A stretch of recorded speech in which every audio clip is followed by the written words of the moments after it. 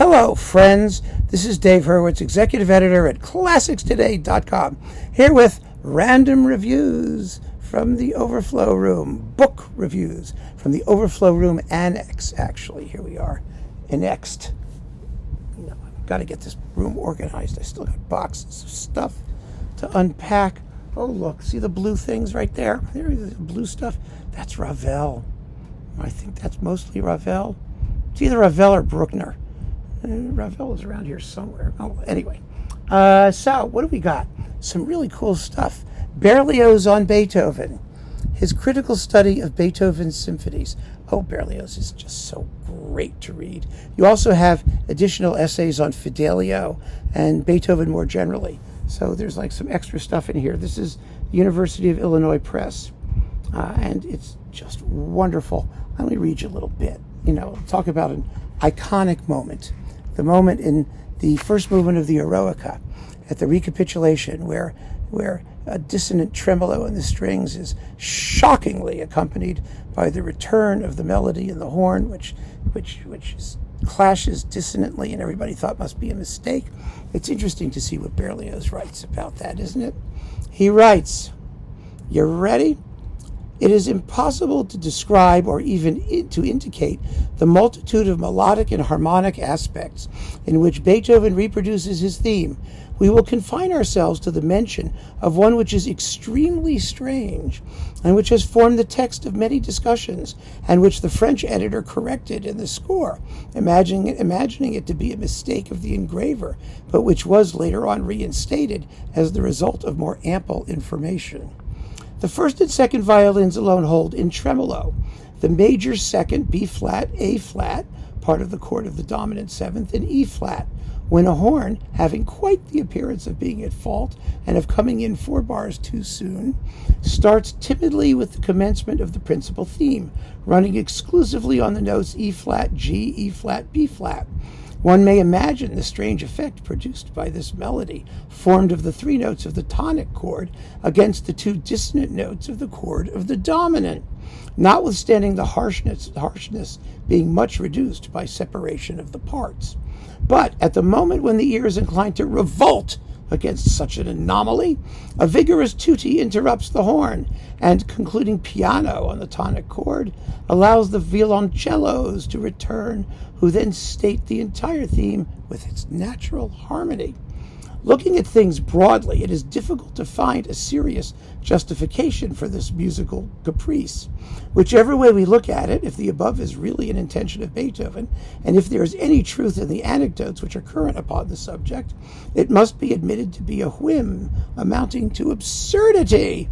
They say, however, that the composer was very strenuous upon the point, and it is even related that at the first rehearsal of the symphony, Mr. Ries, being present, stopped the orchestra by calling out, "Too soon, too soon, the horn is wrong," and that the only reward for his zeal was that he received from Beethoven, who was furious, a sharp lecture.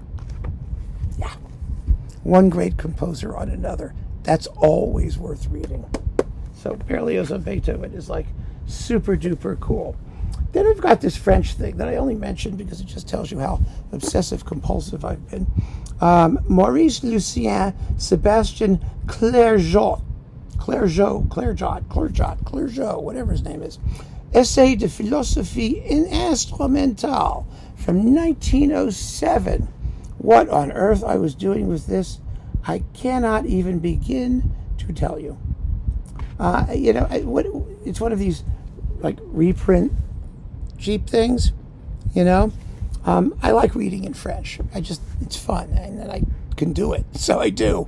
So that was nice. But one of the reasons that I got books like this, this also has The Art of the Violin, is because it was part of the research I was doing when I was doing my vibrato stuff, where I had to look at treatises by various people in different places, and and so it's really very, very interesting. I mean, I haven't marked out what he says about my topic, vibrato and performance practice, that I was particularly looking at. It's getting a little wrinkled there. There we go. But, I did have it, and I did look at it, and I have no idea what it says. So there you go. Maybe someday I'll need to look at it, so I keep it. Then we've got a fabulous book by Alan Walker, who was, the essential list biographer, and a wonderful guy, a really, really nice guy, who I met, I forget what symposium thing I was at, but he was really, really pleasant. It was in Spain, in Barcelona, if I'm not mistaken. Anyway, Hans von Bülow, A Life and Times. Now this is like major stuff, because Bulo was, remember, he was married to Cosima, who dumped him for Wagner. He was treated terribly by Wagner and Cosima, but still conducted Wagner's music. He was a devoted disciple, but later kind of switched over to the Brahms camp a little bit, not surprisingly, and did all sorts of Brahms stuff. He was with the Mining and Court Orchestra, and he also conducted, or he performed the premiere of the Tchaikovsky Violin Concerto in Boston. He did several tours of America, and he did the Tchaikovsky Piano Concerto in Boston. Carl Muck, I believe, was the conductor. So he was all over the place and was a fascinating character. He really was. I mean, he was really in the thick of things. Do I have something like, I always like to look and see if I have something like highlighted here. Well, here's something. I turned over a page or did something. Maybe there's something interesting there. Let's see. This is about his tenure with the Mining and Court Orchestra. So, yeah, and look at that. He did. When Bulo took over the orchestra, it consisted of a mere 36 players. This is in Meiningen. One of his first tasks was to persuade the Duke to hire 8 more. During his 5-year tenure, the orchestra never exceeded 48 players. Quality, not quantity, was Bulow's watchword. He constantly tried to enrich the sound of the ensemble, and to this end he introduced the 5-string bass, the Ritter alto viola, and the pedal timpani. Think about that, pedal timpani in 1880 to 1885. Bulo also experimented with some unusual orchestral effects. In order to obtain clear articulation of the bass line, he would sometimes divide his string basses, one half playing legato, the other half playing détaché. This made the bass line cut into the ear with unexpected clarity. Again, in order to make crescendos more effective, he would gradually increase the number of strings until the climax was attained, not so much by raising the decibel level as by thickening the texture. He also recruited some of the leading players in Germany, including the outstanding hornist Gustav Leinhaus, who had played for Wagner in the world premiere of The Ring in Bayreuth in 1876, and Friedrich Hilpert, who became his principal cellist. But the orchestra always contended with limited financial means.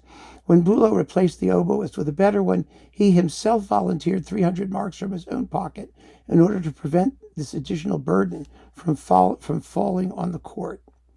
Really, really, really interesting stuff. So, oh yeah, juicy stuff. The alto viola, oh goodness. So, a wonderful biography by a brilliant scholar. Well worth reading. So, if you get a chance, among all these other things, instead of the essay on the instrumental philosophy from 1907, read the biography of Hans von Bülow.